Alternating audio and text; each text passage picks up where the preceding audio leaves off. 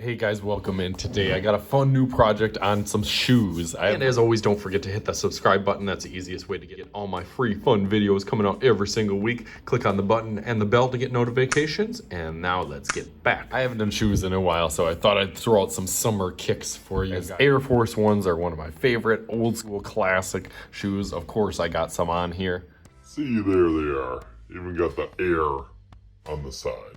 So I love them. That is what we're gonna draw out today. And double bonus here, I actually have a little pair of my son's old Air Force Ones, a black pair. On here, so you can choose however and whatever color that you want. I'm gonna give you guys a basic kind of shape of it and some small details, and then you guys can trick these out and customize them however that you want. So let's get started. I do, as most of my shoes, I will start out with like an L shape, so I will go on the back part of it, nice and lightly, just in case I make a little mistake. I'll do a back that's kind of flat.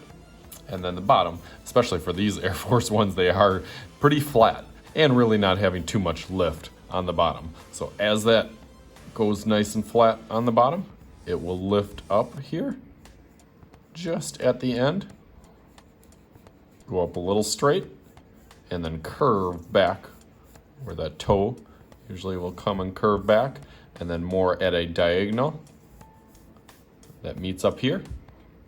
And then not too high, because this is a low top shoe. There is high top versions. There are actually like 5 different versions of the Air Force One, but we're doing the low top classic one. So after it goes diagonal, kind of scoops down and then back up like a roller coaster. Kind of goes down and back up. And there you have the basic shape. So I'll outline that, make it a little darker.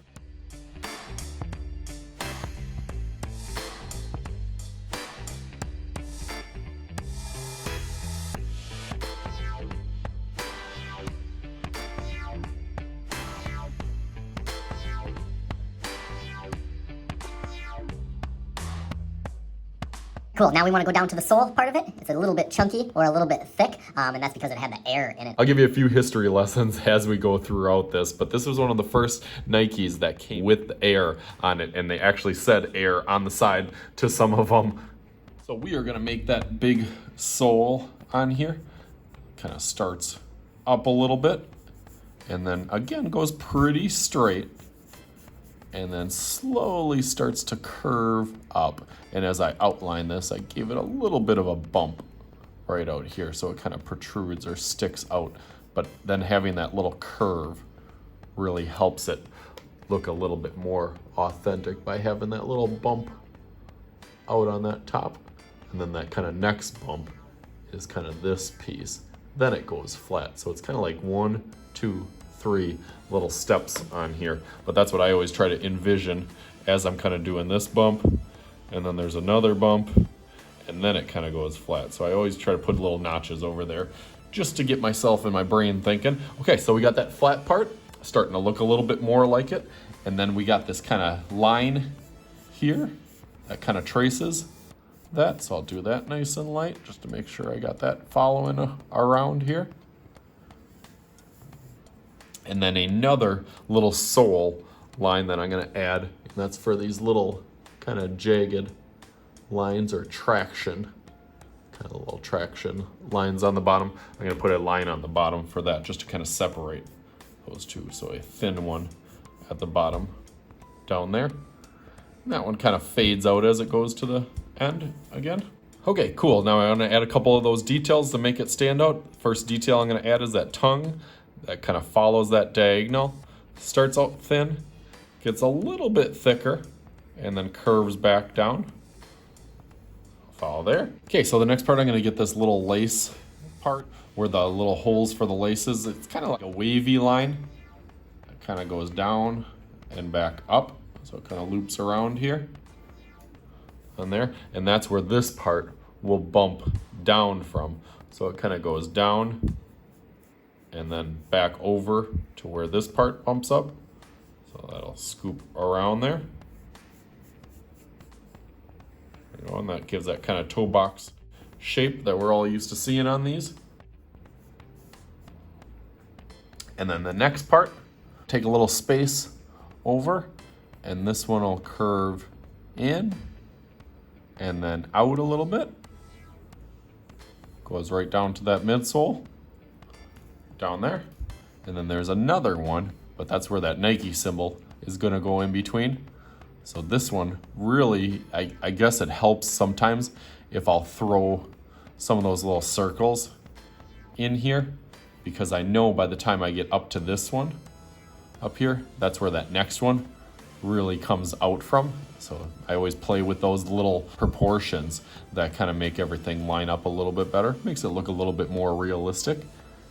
So that one also comes in a little bit and then goes out, kind of goes through the Nike symbol, but then comes back. So I guess it's got a kind of a little bit of a wave down there. But again, I'm just going through it nice and light, just so I make sure I got all the little features on there. And then this back part, it's kind of a little heel. So we just did that wave, and then this back little heel part I'm gonna add. It's kind of like a triangle at the bottom, and then it scoops over to here. Okay, now the Nike symbol.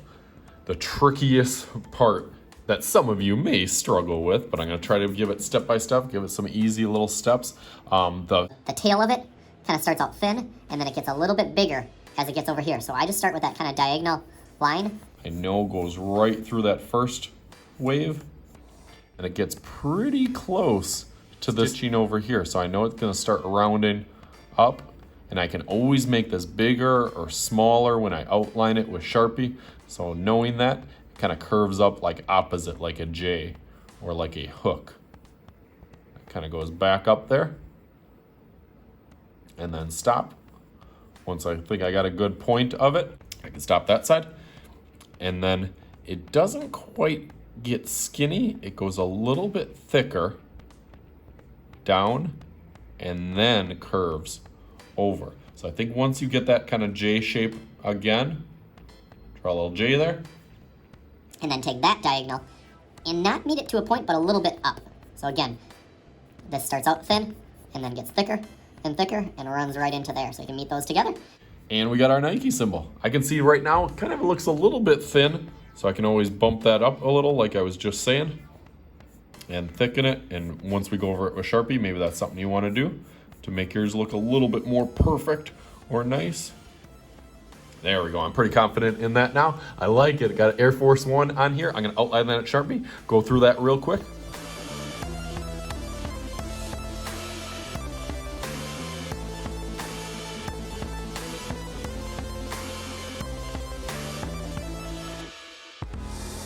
Okay, you ready to see them? Bam, there they are. No, really great. The last thing that I wanted to add is, even though these say Nike, I guess you could put Nike on if you want, but I'm gonna put Air. I don't think they do Air on the kids' versions of these. That's probably why they're like this. I'm gonna add my little Air design on here. I know this line comes up a little bit. Then it'll have like some block letter A, I, R in there.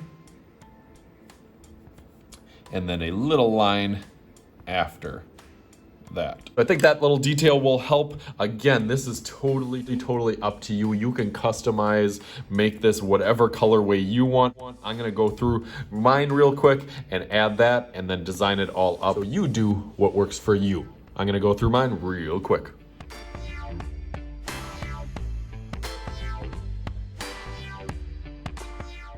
I talked a little bit about the history here. Believe it or not, Mr. Shooty used to work at Foot Locker. That's how I got my shoe infatuation and shoe addiction, I would say.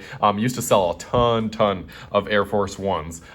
Mostly just the white ones, but every once in a while we get some cool colors on there. So I was a shoe salesman, believe it or not. And there's all sorts of colors. There's so many different. They actually started out as different college teams would come out, and they would, like, every month they would come out with a different colorway on these, and they were like the must-haves that everybody had to have a matching pair of Air Force Ones for their outfit. Or so each generation has kind of had their little tie-in to Air Force Ones throughout history, you know, through the 80s and 90s. In the 2000s, there was a song that came out when I was going in college, and then even now I've seen a lot of girls actually start to wear the low Air Force Ones and kind of bring them back in style. So that is awesome.